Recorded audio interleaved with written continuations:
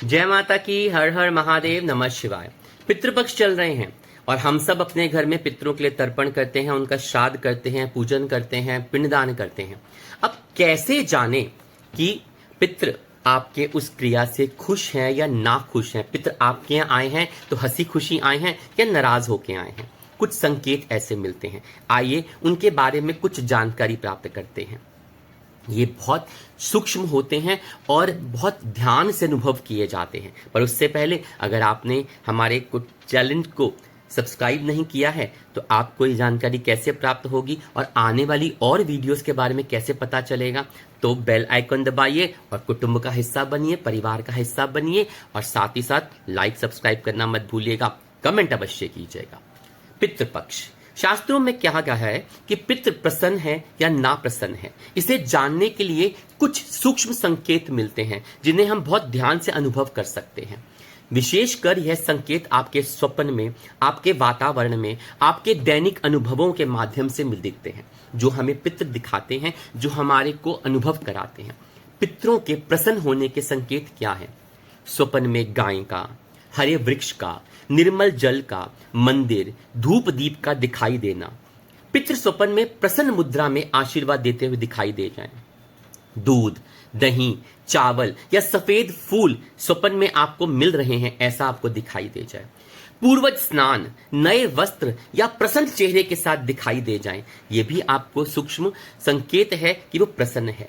घर में अचानक सुगंध का अनुभव होना, पितृपक्ष में दिन में मन में अनायास शांति और संतोष का भाव आ जाना, बिना कारण कार्यों में सफलता और बाधाओं का दूर होने लग जाना, यह भी एक संकेत है कि आपके पितृ प्रसन्न मन से आपके यहाँ पधारे हैं और आने के बाद भी आपके उस तर्पण से श्राद्ध से प्रसन्न है।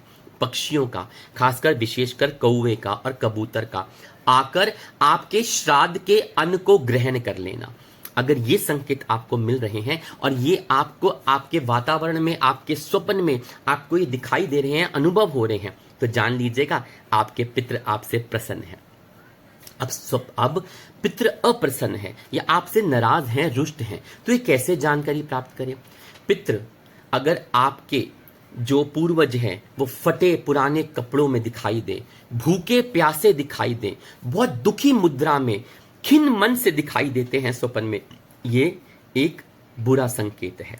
स्वप्न में आपको सूखा वृक्ष, शमशान, अंधेरा, अशुद्ध जल दिखाई दे या जल का स्रोत जो बहुत ही गंदा हो वो दिखाई दे, यह भी एक संकेत है कि पितृ आपसे रुष्ट हैं।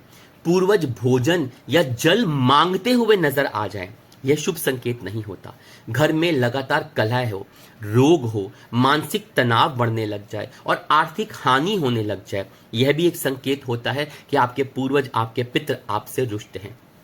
अचानक बार बार कौवे या कुत्ते का करुण स्वर यानी रुंदन, रोना, उनकी रोने की आवाज हो, कर्कश आवाज आपके कानों में आने लग जाए, बार बार आने लग जाए, खासकर पितृपक्ष में, तो समझ जाइएगा कि आपके पितृ आपसे रुष्ट हैं। श्राद्ध के अन्न को कौवा, कुत्ता या पक्षी ग्रहण ना करे, यह भी एक बुरा संकेत है। घर में पूजा के दीपक या धूप का बार बार अपने आप बुझ जाना, शांत हो जाना, ठंडा हो जाना, यह भी संकेत होता है कि पितृ आपसे रुष्ट हैं, वो आपके से नाराज हैं और आपको ये संकेत दे रहे हैं। यदि अप्रसन्न या नेगेटिव संकेत आपको मिल रहे हैं और बार बार आपको उन चीजों का अनुभव हो रहा है, तो क्या करें? पितृपक्ष में पूरे श्रद्धा भाव के साथ, पूरी भावना के साथ, मन से, आत्मा से श्राद्ध और तर्पण को करिए। ब्राह्मण को भोजन कराइए और यहां में भोजन से मेरा जो अर्थ है वो अपने घर बुला के उन्हें बिराजिए, उनसे तर्पण करवाइए, उनसे पूजन करवाइए और उनको भोजन करवाइए। भोजन में आप मिष्ठान बनाइए, पूरी बनाइए, सूखी और गीली सब्जी बनाइए और हाँ, कच्चा भोजन नहीं, पक्का भोजन होना चाहिए। ब्राह्मण को वस्त्र, दक्षिणा, जो भी आपसे बन सके, बर्तन हो, चप्पल हो, खासकर वस्त्र और दक्षिणा और तौलिया अवश्य दीजिए और उसको संतुष्ट करिए। प्रसन्न नहीं, संतुष्ट जरूर करिएगा। गौ दान अवश्य करें, यह करने से पितृ खुश होते हैं, अंदर से उनको संतुष्टि प्राप्त होती है, वो आपसे प्रसन्न होकर आपको आशीर्वाद देते हैं। शनिवार या अमावस्या के दिन पीपल के नीचे जल और तिल को अर्पण करना चाहिए, काले तिल। और हो सके तो आप पितृपक्ष में रोज ही पीपल के नीचे दीपक और जल अर्पण करिए।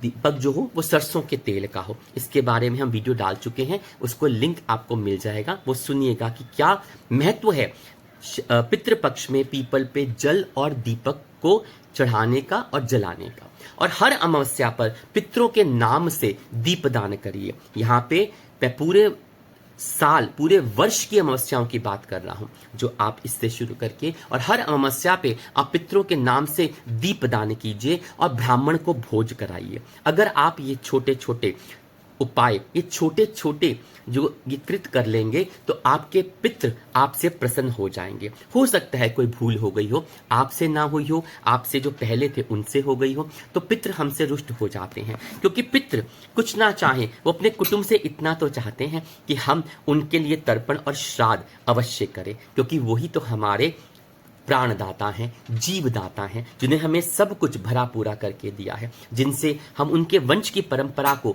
उस नाम को आगे बढ़ा रहे हैं, अपनी पहचान को बढ़ा रहे हैं। तो ये छोटे से उपाय कीजिए और जानिए कि पितृ आपसे रुष्ट तो नहीं हो गए। और ध्यान दीजिए और इसी के साथ बोलिए हर हर महादेव, जय माता की।